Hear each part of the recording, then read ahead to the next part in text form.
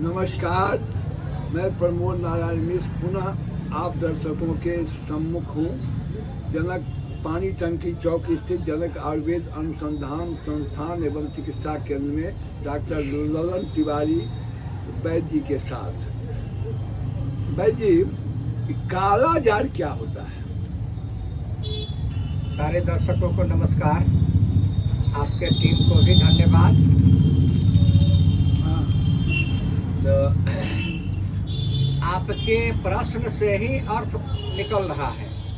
काला जार नहीं होता है, काला ज्वर होता है। वो देखिए, कहने को तो काला जार है। काला ज्वर होता है। काला ज्वर का मतलब होता है, ज्वर मतलब बुखार, काला। और काला ज्वर मतलब जो कठिन ज्वर हो, कठिन बुखार हो, उसको काला ज्वर कहते हैं।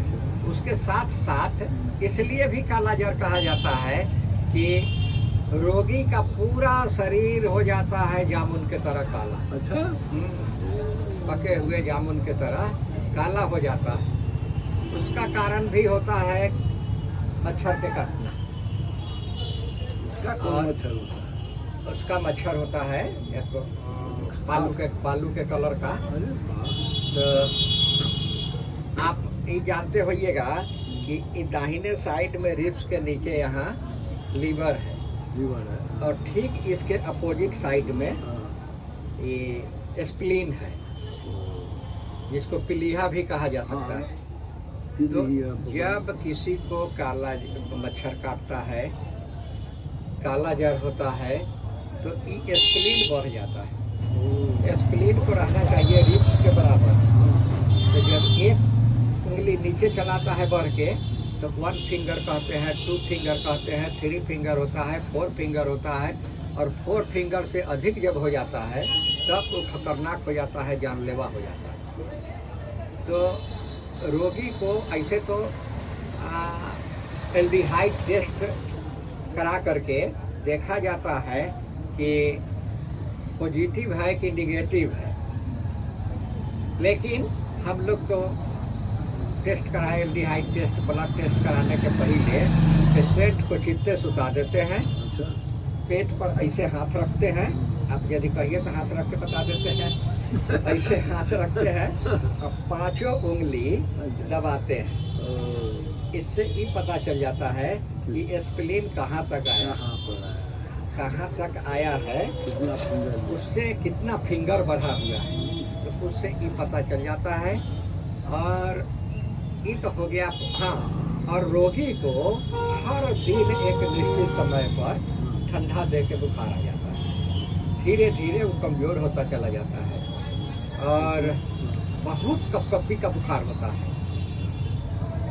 उसका शरीर काला पड़ने लगता है, भूख कम हो जाती है, वजन कम हो जाता है, और बुखार से अंतोगतवा यदि वो हटिया दिया जाए, चिकित्सा में देर कर दिया जाए, तो खतरा भी हो सकता है। तो मलेरिया और काला जार में क्या फर्क है? मलेरिया और काला जार में फर्क है, जब कपकपी बुखार दोनों में होता है। तो एक होता है जो एकदम घड़ी देख के निश्चित समय पर आता है। हाँ, दस्त। हाँ, एक होता है जो किसी समय, यही अंतर है। तो कपकपी दोनों में होता है। अच्छा, किन लोगों को काला जार का खतरा मंडराते रहता है? उन लोगों को काला जार का खतरा मंडराता है जिनके इर्द गिर्द पानी लगा हुआ है।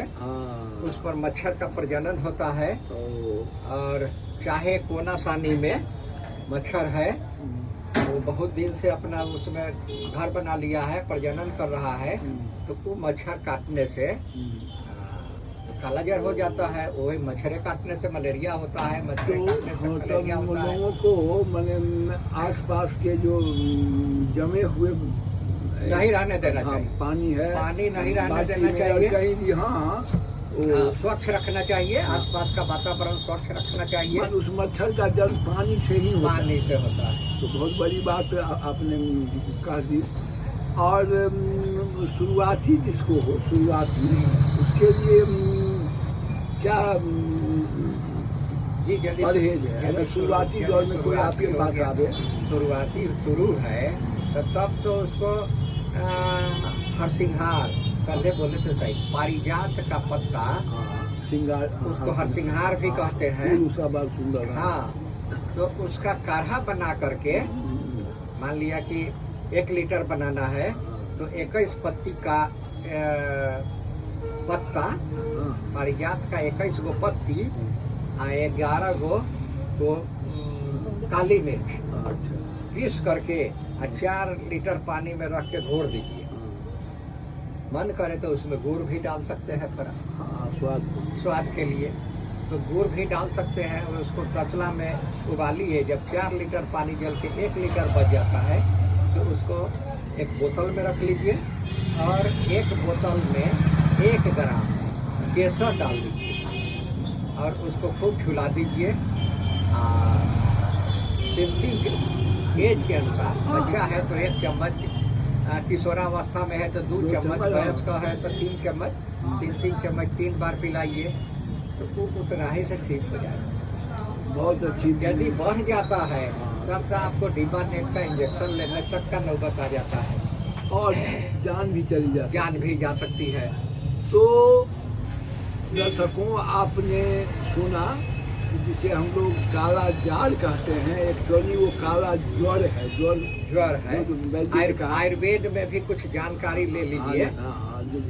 हम घरेलू उपचार बता दिए। आयुर्वेद में यदि हो जाता है तो सेकेंड स्टेज तक औषधि में महासुदर्शन बटी, अच्छा, महामृत्युंजय बटी, नोट कीजिए आप लोग। और ये नित्यानंद भी दे सकते हैं आवश्यकता के अनुसार। हाँ, नित्यानंद दे सकते हैं। ज्यादा देह हाथ में दर्द हो तो त्रिशूल बटी दे सकते हैं। ये सब देने से फायदा करेगा। पपीता खिलाने से फायदा करेगा। ठंडा चीज से बचाना होगा। तो दर्शकों, आपने वैद्य जी जो कहे हैं, सुने हैं, बहुत अच्छी जानकारी दिए हैं और लगता है कि इस वीडियो आपको पसंद आएगा। और जब शुरुआती दौर में ऐसे लक्षण अगर आपको दिखाई देता है तो वैद्य या किसी भी चिकित्सा वैद्य जी से आप इलाज करवा सकते हैं, इनसे भी मिल सकते हैं और सही राय मिल सकती है। और शुरुआती उपचार ही सही इलाज माना जाता है। ज़्यादा बढ़ने के बाद परिणाम दिखा। अगर ये वीडियो आप सबको पसंद आवे तो लाइक, शेयर, कमेंट के साथ साथ सब्सक्राइब कीजिए ताकि नया वीडियो आपके तक पहुंच सके। धन्यवाद। सारे दर्शकों को नमस्कार।